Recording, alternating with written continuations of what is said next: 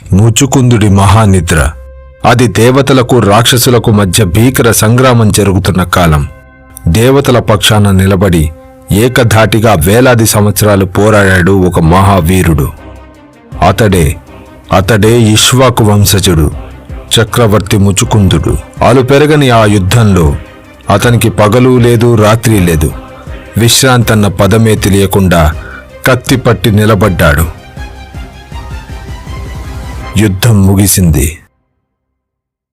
ముచుకుందుడి పరాక్రమానికి మెచ్చి దేవేంద్రుడు స్వయంగా ప్రత్యక్షమయ్యాడు. మహారాజా, నీ త్యాగం అమోఘం. ఏం వరం కావాలో కోరుకో అన్నాడు. ముచుకుందుడు నవ్వి ఇలా అన్నాడు, నాకు రాజ్యాలు వద్దు, సంపదలు వద్దు. నా కనురెప్పలు వాలిపోతున్నాయి మహేంద్ర. నాకు కావాల్సింది కేవలం విశ్రాంతి. ఏ కలవరం లేని, గాఢమైన, అంతం లేని నిద్ర. తదాస్తు అన్నాడు ఇంద్రదేవుడు. వెళ్ళి ఆ గిరికందరాల్లో విశ్రమించు.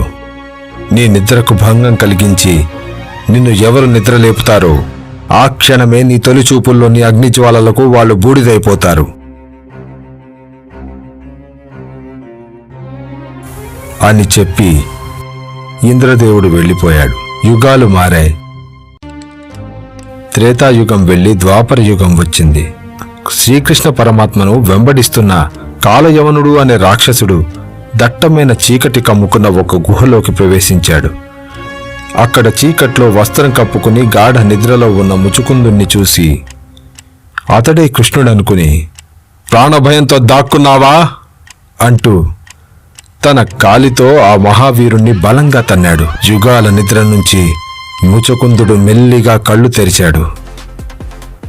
ఎవరు నా నిద్రను చెడగొట్టింది అన్న ఆగ్రహంతో చూశాడు.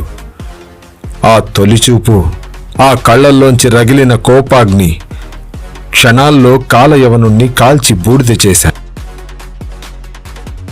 శత్రు సంహారం తర్వాత ఆ గుహలో నారాయణుడు స్వయంగా ముచుకుందుడికి దర్శనమిచ్చాడు. తొలిచూపుతో రాక్షసుణ్ణి అంతం చేసిన ఆ కళ్ళు మలిచూపుతో మాధవుణ్ణి చూసి తరించాయి. అది ఒక మహావీరుడి కథ, ఒక యోగి తపస్సు.